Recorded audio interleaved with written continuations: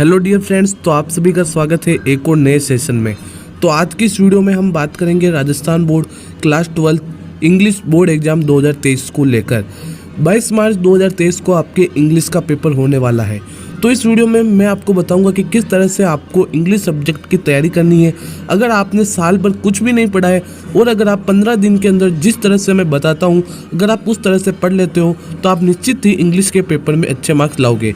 मैं आपको इंग्लिश के एग्ज़ाम को लेकर स्ट्रेटजी शेयर करने वाला हूं, तो आपको इस वीडियो को बिल्कुल भी स्किप नहीं करना है और सारे की पॉइंट्स जो मैं आपको बताता हूं उसको ध्यान से सुनना है और करना है। तो चलिए वीडियो शुरू करते हैं। तो सबसे पहले यहाँ पर लिख रखा है सिलेबस इंग्लिश क्लास 12।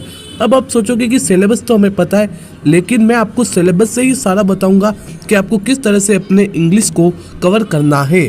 तो आपको ये तो पता ही है कि आपके एक पेपर होगा 3.25 घंटे का, 80 मार्क्स का होगा, 20 मार्क्स आपके सेशनल होंगे और टोटल मार्क्स 100 रहेंगे। ये तो आपको पता है। अब यहाँ पर है एरिया ऑफ लर्निंग और मार्क्स, यानी कि कौन कौन से एरियाज है लर्निंग के और कितना मार्क्स है। तो रीडिंग सेक्शन आपके 15 मार्क्स का है, writing 15, grammar 8, text book flamingo 28, supplementary book Vistas जो कि 14 मार्क्स की है। तो चलिए आगे बढ़ते हैं। आपके आएगा सेक्शन ए। तो सेक्शन ए के अंदर आएगा आपके पहला question reading passage for compression. ये सबसे इम्पोर्टेंट है एग्जाम में नंबर। तो इसके लिए क्या करना होगा, आपको सेक्शन ए के अंदर एक पैसेज देगा जो कि अनसीन पैसेज होगा। वो 700 से 900 वर्ड्स का एक पैसेज होगा, वो आपको सोल्व करना है। और पैसेज किस तरह से रहेंगे, ये रहे 2 पैसेज आएंगे। पहला पैसेज आपके कंप्रेंशन, दूसरा भी कंप्रेंशन में होगा। जो दूसरा पैसेज आएगा वो मल्टीपल चॉइस क्वेश्चन होगा, 6 मार्क्स का होगा और 6 मार्क्स के ही क्वेश्चन आएंगे। एक होगा जिसमें शॉर्ट आंसर टाइप क्वेश्चन भी मिलेंगे और वोकेबलरी के भी क्वेश्चन मिलेंगे, वो 9 मार्क्स का आपके रहेगा। तो सबसे पहले आपको अनसीन पैसेज को सोल्व करना आना चाहिए और पैसेज को सोल्व करना कोई बड़ी दिक्कत नहीं होती है। अगर अभी तक आपको पैसेज को सोल्व करना नहीं आता है तो आप कमेंट कर सकते हैं, मैं स्पेशल एक वीडियो लेकर आ जाऊंगा और आपको सब कुछ सिखा दूंगा कि आपको अनसीन पैसेज को किस तरह से सोल्व करना है। तो एक बात ध्यान से सुनना, पैसेज कितने मार्क्स के, दोनों पैसेज मिला के 15 मार्क्स के हैं और ये मान के चलो कि 3 मार्क्स के आपके वोकेबलरी आ रही है, तो कम से कम आपके पास 12 मार्क्स से जो आप आसानी से ला सकते हो। तो आपको सबसे पहले अनसीन पैसेज को सोल्व करना सीखना है। अगर अभी तक नहीं आता है तो अच्छी बात है। फिर सेक्शन बी में आइए। सेक्शन बी में क्या आएगा, राइटिंग। राइटिंग में भी क्या क्या आएंगे आपके, पहला देखिए कॉम्पोजिशन आ सकता है जिसके अंदर आपको advertisement, notice, description of argument for against A topic, accepting and declining invitation, ये आपके आएगा एक। तो इसको आपको कैसे कवर करना है, तो देखिए आपको ना तो एडवर्टीजमेंट याद करना है, ना नोटिस याद करना, कुछ भी याद नहीं करना। आपको सिर्फ और सिर्फ फॉर्मेट याद करना है। फॉर्मेट क्या होता है, प्रारूप, कि एडवर्टीजमेंट को किस तरह से लिखा जाता है, नोटिस को किस तरह से लिखा जाता है। और मैं आपको ऐसी वीडियोज अवेलेबल कराऊंगा जिसके अंदर आपको हर टाइप के एडवर्टीजमेंट और हर टाइप के नोटिस जो होते हैं उनको लिखने का प्रारूप बता दूंगा, फॉर्मेट बता दूंगा। तो आप बस लिख देना। अगर आपने फॉर्मेट ढंग से लिख दिया ना तो आपके आधे से ज़्यादा मार्क्स तो पक्के हो जाएंगे। तो आपको कुछ नहीं करना है, एडवर्टीजमेंट, नोटिस और अगेंस्ट और argument, topics, accepting and declining invitation, इनमें सिर्फ और सिर्फ आपको फॉर्मेट याद करना है। क्लियर है मेरी बात। दूसरा है report on an event based on some verbal input और translate the passage into Hindi about 100 words. एक रिपोर्ट तैयार करनी है आपको और इनपुट्स देगा, आपको इनपुट्स देगा मतलब फिल इन द ब्लैंक्स की तरह होंगे, उसकी सहायता से आपको एक पूरी की पूरी अच्छी सी रिपोर्ट तैयार करनी है। और या फिर अथवा में आपको एक पैसेज देगा जिसको आपको हिंदी में ट्रांसलेट करना है। तो जो रिपोर्ट होती है उसको भी लिखने का तरीका होता है। तो सबसे पहले रिपोर्ट में आपको क्या लिखते हैं वो पता होना चाहिए और इसके बाद में क्या लिखना है वो आपको पता होना चाहिए। मतलब आपको सिर्फ और सिर्फ फॉर्मेट पर फोकस करना है। अगर जैसे रिपोर्ट आ गया एनुअल फंक्शन सेलिब्रेशन, तो आप कैसे लिखोगे, ऊपर एनुअल फंक्शन सेलिब्रेटेड बाय आपका नाम लिख देना क्लास 12। इसके बाद आपको एनुअल फंक्शन के अंदर क्या क्या क्या सारी की सारी आपको रिपोर्ट बना देनी है। ओके, तो आपको फॉर्मेट याद रखना है। और अगर आपको फॉर्मेट नहीं पता है तो कोई बात नहीं, मैं वीडियोज़ लेकर आऊँगा जिसमें आप सारी चीज़ें समझ जाएंगे। अब आएगा आपके एक लेटर। तो देखिए लेटर कौन कौन से, बिजनेस लेटर्स, ऑफिशियल लेटर्स और लेटर टू द एडिटर और application for a job including CV और रिज्यूम।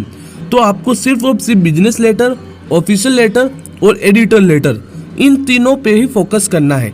और लेटर में भी कुछ नहीं है, लेटर सबसे सिंपल चीज़ है आपकी ग्रामर की। 3 मार्क्स तो आपको ऐसे ही मिल जाएंगे लेटर में, अगर फॉर्मेट सही सही लिख दिया तो। और अंदर का डाटा लिख दोगे तो 5 में से 5 नंबर मिल जाएंगे। तो आपको क्या करना है, सिर्फ फॉर्मेट याद करना है। फिर ग्रामर है, तो देखो भाई ग्रामर के लिए मैं इतना फोर्स नहीं करूँगा क्योंकि 8 मार्क्स की है और आपके पास ज़्यादा टाइम भी नहीं है। तो आप सिर्फ 2 टॉपिक पर ज़्यादा फोकस करें, प्रीपोजिशन और फ्रेजल वर्ब। ये 2 जो टॉपिक है वो आपको अच्छे से क्लियर होने चाहिए। और क्लोज और सिंथेसिस होता है वो थोड़ा लेवल का बन जाता है, अगर आपसे नहीं हो पाता है तो कोई बात नहीं, लेकिन आपको फ्रेजल वर्ब और प्रीपोजिशन ये दोनों टॉपिक करने हैं। और इन दोनों टॉपिक की भी शॉर्ट वीडियो आपको हमारे चैनल पर जल्दी ही मिल जाएगी। और अगर कुछ नहीं हो सका तो मैं आपको वादा करता हूँ कि एक वीडियो दूंगा, सारा का सारा समझा दूंगा इसमें कि किस तरह से फॉर्मेट होते हैं, सभी के सारे बता दूंगा आपको। फिर आगे बढ़ते हैं टेक्स्ट बुक में, जिसके अंदर फ्लेमिंगो बुक के अंदर प्रो सेक्शन देखते हैं, यानी कि आपके जो चैप्टर नंबर 1 से लेकर चैप्टर नंबर 8 तक है। पहला चैप्टर जैसे है आपके द लास्ट लेसन, दूसरा है आपके लॉस्ट स्प्रिंग। तो ये वाले जो चैप्टर है उसके अंदर क्या क्या आएगा, कंप्रेंशन क्वेश्चन, आपके एक बड़ा क्वेश्चन आएगा 4 मार्क्स का, ओके। और आपके 2 छोटे छोटे क्वेश्चन आएंगे। और एक बात याद रखना कि आपके एक पैसेज भी बनेगा। फ्लेमिंगो में से प्रो सेक्शन में से आपके एक 6 मार्क्स का फुल्ली पैसेज बनने वाला है और 4 मार्क्स का एक बड़ा क्वेश्चन बनेगा। और फिर 2 क्वेश्चंस बनेंगे आपके छोटे छोटे, ओके। इस तरह से आपका ये रहेगा। एक लंबा क्वेश्चन मिलेगा आपको 4 मार्क्स का 80 वर्ड्स के अंदर, और 2 शॉर्ट आंसर टाइप क्वेश्चन मिलेंगे 2 मार्क्स के, कुल मिला के 4 मार्क्स के। तो देखो 6 मार्क्स का जो पैसेज है उस पर आपको पूरा का पूरा फोकस करना है प्रो सेक्शन के अंदर। और मैंने पहले ही बताया पैसेज सोल्व करना जो बंदा सीख जाएगा वो 20 नंबर आराम से लेकर आ जाएगा इंग्लिश में, ठीक है। और जो देखिए फिर अगला क्या है, 1 out of 2 long answer type question. तो लॉन्ग आंसर टाइप क्वेश्चन के लिए आपको क्या करना है, सभी चैप्टर्स की समरी दिमाग में बिठा लो कि इस चैप्टर के अंदर क्या क्या हुआ, इस चैप्टर के अंदर क्या क्या हुआ, कौन सा इवेंट आया। अगर ये आपके दिमाग में है फिर पार्ट का नाम देख लेना, क्वेश्चन देख लेना और उसके रिलेटेड आंसर लिख देना। गारंटी है पूरे में से पूरे मार्क्स मिल जाएंगे आपको। आपको लॉन्ग क्वेश्चन के अंदर यही ट्रिक अपनानी है, आपको पार्ट की समरी याद होनी चाहिए, फिर आप जैसी इंग्लिश बना सकते हो वैसी इंग्लिश बना के आंसर लिख देना, आपको नंबर मिल जाएंगे। और फिर 2 शॉर्ट आंसर टाइप क्वेश्चन। तो देखो शॉर्ट आंसर टाइप क्वेश्चंस के लिए आप एक बार अच्छे से बुक की रीडिंग लगा ले और जो इंपॉर्टेंट की पॉइंट्स है उसको हाईलाइट कर दे और इन इंपॉर्टेंट की पॉइंट को याद कर ले, तो आपके शॉर्ट आंसर टाइप क्वेश्चन बन जाएंगे। और जो आपकी बुक के क्वेश्चन होते हैं वो आपको कंप्लीट करने हैं। गारंटी से कह रहा हूँ आपकी बुक से भी क्वेश्चन आएंगे। आप ऐसे सोचते हो एडिशनल क्वेश्चन ही आएंगे, नहीं, बुक से भी क्वेश्चन बनता है। तो आपको बुक के क्वेश्चन भी अच्छे से तैयार करने हैं। सबसे बढ़िया तरीका यही है, सभी चैप्टर्स की अच्छे से रीडिंग लगा लो, इंपॉर्टेंट की पॉइंट्स को हाईलाइट कर लो, पूरे चैप्टर की समरी दिमाग में बैठा लो और जैसी इंग्लिश आपको आती है वैसी बना के लिख दो। फिर फ्लेमिंगो के अंदर पोइट्री सेक्शन देखते हैं। तो पोइट्री में आपको एक क्या मिलेगी, स्टेंजा मिलेगी, जिसकी आपको एक्सप्लेनेशन करनी होगी। 6 मार्क्स की स्टेंजा रहेगी।